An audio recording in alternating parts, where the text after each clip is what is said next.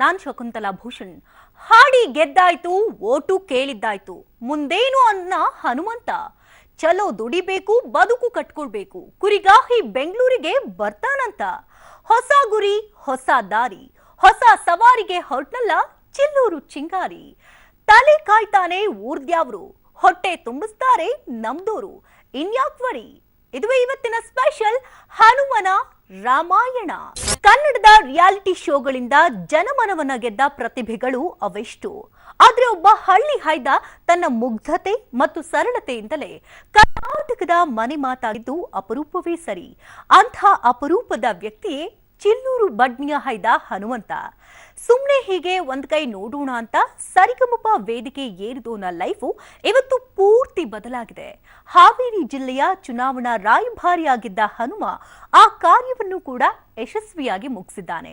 ಹಾಗಾದ್ರೆ ಹನುಮನ ಗುರಿ, ದಾರಿ ಯಾವುದು? ಸದ್ಯ ಹನುಮಂತನ ತಲೆಯಲ್ಲಿ ಭವಿಷ್ಯದ ಬಗ್ಗೆ ಹೊಸ ಹೊಸ ಯೋಚನೆ ಸೃಷ್ಟಿಯಾಗಿದೆ. ಅದೇನಂತ ತಿಳಿಬೇಕು ಅಂದ್ರೆ ಈ ವರದಿನ ಮಿಸ್ ಮಾಡದೆ ನೋಡಿ. ಹಾಡು ವೇದಿಕೆಯಲ್ಲಿ ಇವನದ್ದೇ ಹವ, ಇವನ ಮೋಟಿಗೆ ಸರಿಸಾಟಿ ಯಾರಿಲ್ಲವ್ವ. ಯಾವ ಸ್ಟಾರಿಗೂ ಕಮ್ಮಿ ಇಲ್ಲದ ಪಾಪ್ಯುಲಾರಿಟಿ. ಹಳ್ಳಿ ಹೈದನಿಗಂತೂ ಬೇಜಾನ್ ಫ್ಯಾನ್ಸ್ ಕಮ್ಯುನಿಟಿ. ಪೀಪಲ್ ಸ್ಟಾರ್ ಹನುಮಂತನ ಹವಾ ಇನ್ನು ಜೋರಾಗಿ ಬಿಸ್ತಿದೆ. ಕರ್ನಾಟಕದ ಮನೆ ಮನೆಗಳಲ್ಲೂ ಹನುಮಂತನ ಮೋಡಿಗೆ ಮಾರು ಹೋದಂತಹ ಜನರಿದ್ದಾರೆ.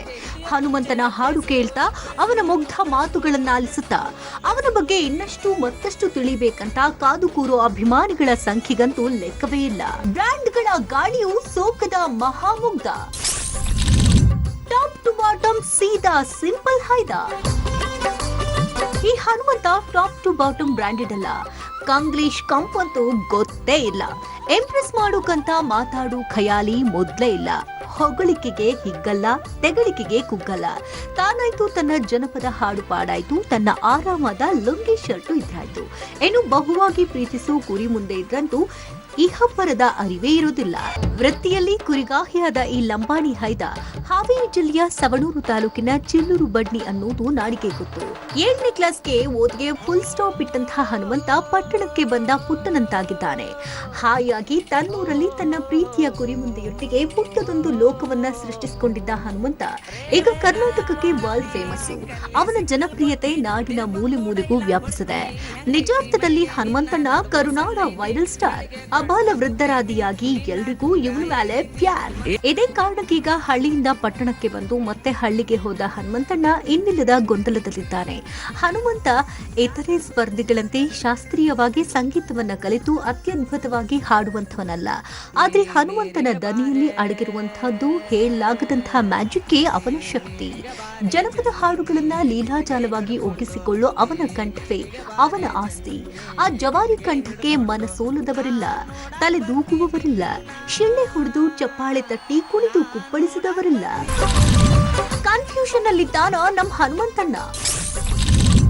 ಭವಿಷ್ಯದ ಬಗ್ಗೆ ಚಿಂತೆಯೇ ಕಾರಣವಂತಣ್ಣ.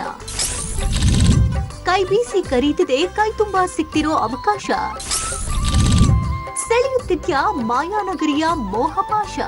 ಆ ವಿಶಿಷ್ಟ ಹಾಗೂ ವಿಭಿನ್ನ ದೇಸಿ ಧ್ವನಿಗೆ ಸ್ಯಾಂಡಲ್ವುಡ್ ಅಲ್ಲಿ ಫಿದಾ ಆಗದವರೆಷ್ಟೋ ಮಂದಿ.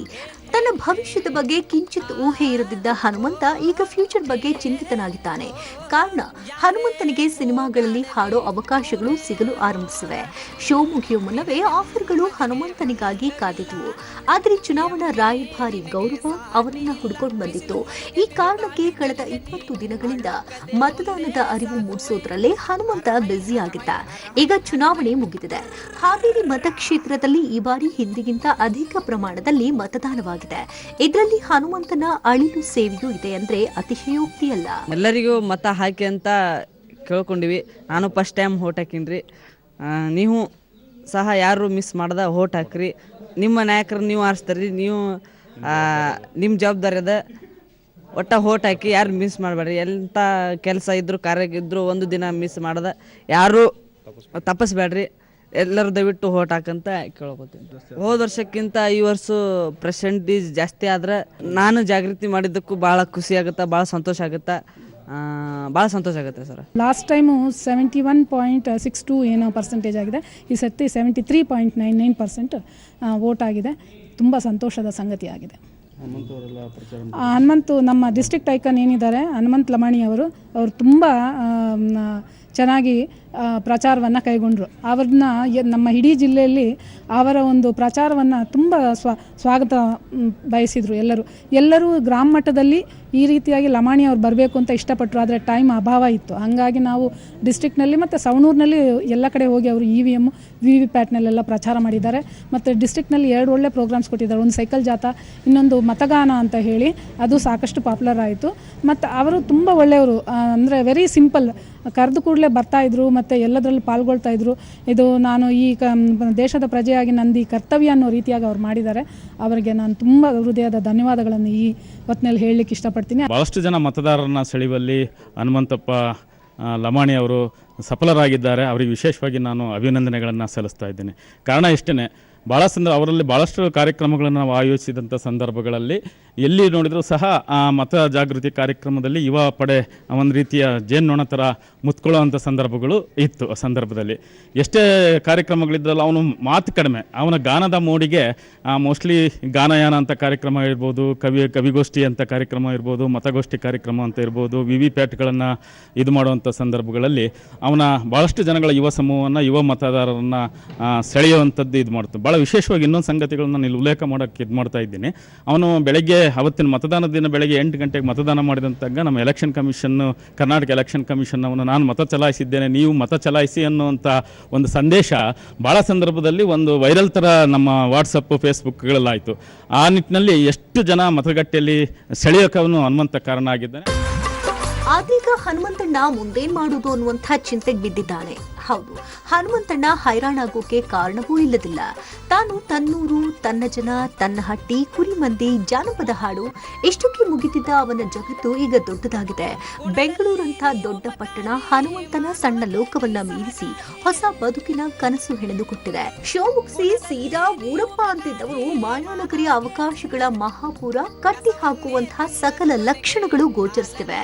ನಿನ್ನ ಹೀರೋ ಮಾಡ್ತೀನೋ ಹನುಮಂತ ಅಂದಿದ್ದಾರೆ ನಾದಬ್ರಹ್ಮ ಹಂಸಲೇಖ. ನಿನ್ನ ತುಂಬಾ ಕಡೆ ಕರೆಸು ಅಂತ ನನಗೂ ಕೇಳ್ತಿರ್ತಾರೆ. ಇಲ್ಲಪ್ಪ, ಅವನು ರಗಡ್ ಬಿಸಿ ಇದ್ದಾನೆ, ಅವನಿಗೊಂದು ಸಿನಿಮಾ ಮಾಡೋಣ, ಅವಾಗ ಸ್ಕ್ರೀನಲ್ಲಿ ನೋಡ್ರಿ ಎಂದೆ ನಾನು. ಮೊದಲು ಮಾಡ್ರಿ ಸಾರ್ ಅಂದ್ರು.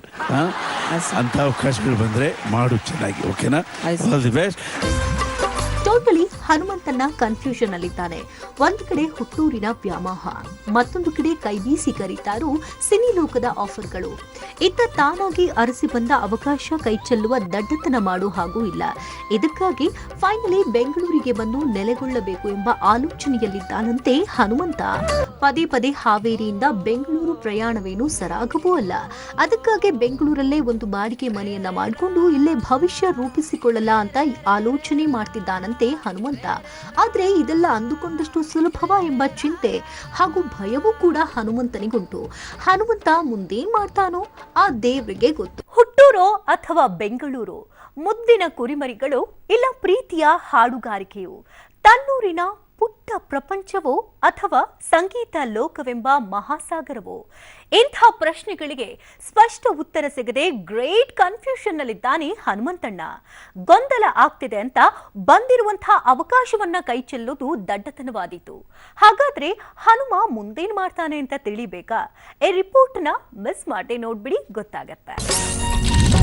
ಖ್ಯಾತಿ, ಪ್ರಶಂಸೆ, ಜನಪ್ರಿಯತೆಯ ಮಹಾಪೂರ, ಪ್ರೀತಿ, ಸನ್ಮಾನ, ಪುರಸ್ಕಾರಗಳು ಭರಪೂರ. ಫಲಿಸಿದಲ್ಲ ಹನುಮಂತನ ಮಹಾ ಅದೃಷ್ಟ.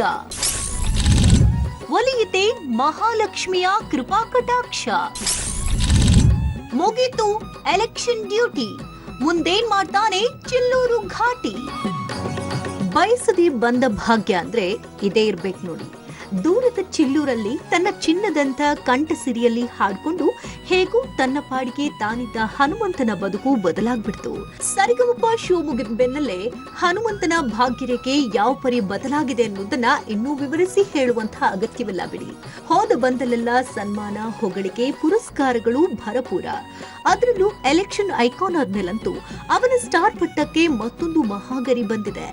ನಯಾ ಪೈಸೆಗೆ ಆಸೆ ಪಡದೆ ಎಲೆಕ್ಷನ್ ರಾಯಭಾರಿ ಕೆಲಸವನ್ನ ಅಚ್ಚುಕಟ್ಟಾಗಿ ಮಾಡಿ ಮುಗಿಸಿದ ಹನುಮಂತ ಈಗ ಹೊಸ ಬದುಕನ್ನ ಕಟ್ಟಿಕೊಳ್ಳಲು ಹೊರಟಿದ್ದೆ. ಬೆಂಗಳೂರಂತಹ ದೊಡ್ಡ ಪಟ್ಟಣಕ್ಕೆ ಸರಳ ಸಜ್ಜನನಾಗಿ ಕಾಲಿಟ್ಟ ಹನುಮಂತಣ್ಣನ ಪಾಲಿಗೀಗ ಭಾಗ್ಯಲಕ್ಷ್ಮಿಯೇ ಒಲಿದ ಹಾಗಾಗಿದೆ.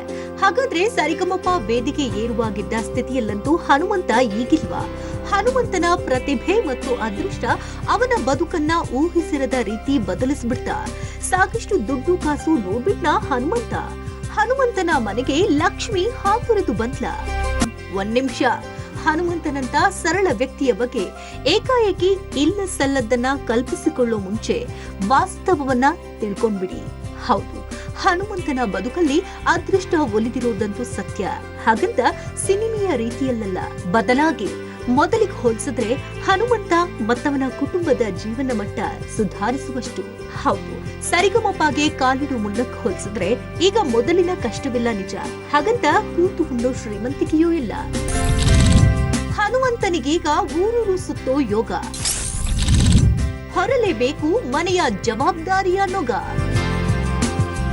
ನೋಡು ಕಣ್ಣಲ್ಲಿ ಸ್ಟಾರ್ ರೇಂಜಿಗೆ ಜನಪ್ರಿಯನಾದ್ರೂ ಈಗಲೂ ಕುರಿ ಮೇಯಿಸೋ ಕಾಯಕವನ್ನ ಬಿಟ್ಟಿಲ್ಲ ಹನುಮಂತಣ್ಣ.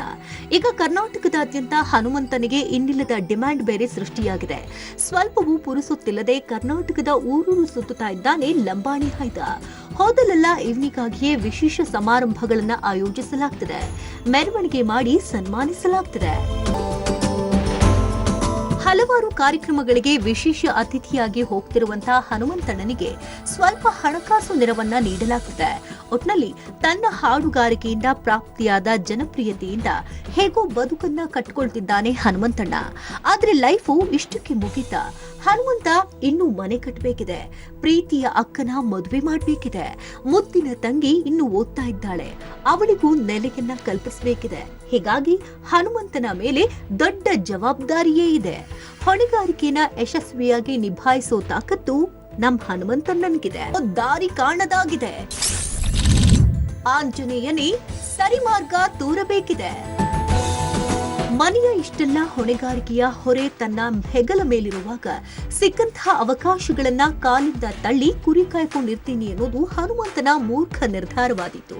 ಈ ಜವಾಬ್ದಾರಿಗಳನ್ನೆಲ್ಲ ನಿಭಾಯಿಸೋಕೆ ತಾನಾಗೆ ಒಲಿದು ಬರ್ತಿರುವಂತಹ ಅವಕಾಶಗಳನ್ನ ಸದುಪಯೋಗ ಮಾಡ್ಕೊಳ್ಳೇಬೇಕು ಹನುಮಂತ. ಅದಕ್ಕಾಗಿ ಬೆಂಗಳೂರು ಅಥವಾ ಚಿಲ್ಲೂರು ನೀನೇ ದಾರಿ ತೋರ್ಸಪ್ಪ ಅಂತ ಊರಲ್ಲಿರೋ ಆಂಜನೇಯನ ಗುಡಿಗೆ ತೆರಳಿ ಹರಕೆ ಹೊತ್ಕೊಂಡಿದ್ದಾನಂತೆ. ಬಂತು ಗೊತ್ತೇ ಇದೆ, ಹೊಟ್ಟೆಪಾಡಿಗೆ ತೊಂದರೆ ಏನಿಲ್ಲ. ಜೊತೆಗೆ ಅವಕಾಶ ಸಿಕ್ಕಾಗಲೆಲ್ಲ ಬೆಂಗಳೂರು ಹಾಗೂ ಸಭೆ ಸಮಾರಂಭಗಳಲ್ಲಿ ಹಾಡ್ಕೊಂಡಿರಬಹುದು. ಮಿಕ್ಕ ಸಮಯನ ತನ್ನ ಪ್ರೀತಿಯ ಕುರಿ ಮಂದೆ ಕಾಯೋ ವೃತ್ತಿಗೆ ಅರ್ಪಿಸಿಕೊಂಡು ಹೋಗುವಂತ ಇರಾದೆ ಅವನಿಗಿದೆ. ಆದ್ರೆ ಒಮ್ಮೆ ಬೆಂಗಳೂರು ಹವೆಯನ್ನ ಹಿಡಿಸ್ಬಿಟ್ರೆ ಈ ಯೋಜನೆಗಳೆಲ್ಲ ತಲೆ ಕೆಳಗಾಗಬಹುದು ಎಂಬ ಆತಂಕ ಕೂಡ ಹನುಮಂತನಿಗುಂಟು. ಜನಪ್ರಿಯತೆಯ ಕಾರಣಕ್ಕೆ ಅವಕಾಶಗಳು ಅರಸಿ ಬರ್ತಿವೆ, ಆದ್ರೆ ಮುಂದೊಂದು ದಿನ ಅದೃಷ್ಟ ಕೈಕೊಟ್ರೆ ಏನಪ್ಪಾ ಮಾಡುದು ಅನ್ನೋ ಚಿಂತೆಯು ಹನುಮಂತನ ತಲೆಯಲ್ಲಿ ಸುಳಿದಾಡ್ತಿದೆ. ಒಟ್ಟಾರೆ ಬೆಂಗಳೂರಿಗೆ ಬರಬೇಕು ಅಥವಾ ಚಿಲ್ಲೂರು ಬಡ್ನಿಯಲ್ಲೇ ಇರಬೇಕೋ ಅನ್ನೋ ಗೊಂದಲಕ್ಕೆ ಬಿದ್ದಿದ್ದಾನೆ ಚಿಲ್ಲೂರು ಚಿಂಗಾರಿ. ಪರ್ಮನೆಂಟ್ ಆಗಿ ಬೆಂಗಳೂರನ್ನ ನೆಚ್ಚಿಕೊಳ್ಳದೆ ತನ್ನ ಹಿಂದಿನ ಬದುಕಿನ ಎಳೆಯಿಂದಲೂ ಬಿಡಿಸಿಕೊಳ್ಳದೆ ಬ್ಯಾಲೆನ್ಸ್ ಮಾಡೋ ಯೋಚನೆ ಅವನದ್ದು. ಕಂಠ ಕುಣಿಸಿಯೂ ಹನುಮಂತ ಗೆದ್ದಿದ್ದಾನೆ, ಮತದಾನದ ಅರಿವು ಮೂಡಿಸಿಯೂ ಗೆದ್ದಿದ್ದಾನೆ. ಈಗ ಭವಿಷ್ಯದ ದಾರಿಯ ತಲಾಶ್ನಲ್ಲಿದ್ದಾನೆ. ನಿನಗೆ ಒಳ್ಳೆದಾಗ್ಲಿ ಹನುಮಂತಣ್ಣ. ಕಳೆದೊಂದು ವರ್ಷದಲ್ಲಿ ಹನುಮನ ಜೀವನ ಸಾಕಷ್ಟು ಬದಲಾಗಿದೆ. ಕುರಿಗಾಹಿಗೆ ಈಗ ರಾಜ್ಯದ ತುಂಬೆಲ್ಲ ಅಭಿಮಾನಿಗಳಿದ್ದಾರೆ. ಹೀಗಾಗಿ ಸಹಜವಾಗಿಯೇ ಅವಕಾಶಗಳು ಕೂಡ ಬರ್ತವೆ. ಆದ್ರೆ ತಾನು ಬಡ್ನಿಯಲ್ಲೇ ಇರಬೇಕೋ ಅಥವಾ ಅವಕಾಶಗಳು ಬಂದ ಕಡೆ ಹೋಗ್ಬೇಕು ಅನ್ನೋದನ್ನ ಇನ್ನಷ್ಟೇ ನಿರ್ಧರಿಸಬೇಕಿದೆ. ಇದುವೇ ಇವತ್ತಿನ ಸ್ಪೆಷಲ್ ನೆನಪಲ್ಲಿ ನ್ಯೂಸ್ ಅಂದ್ರೆ ಪಬ್ಲಿಕ್ ಟಿವಿ.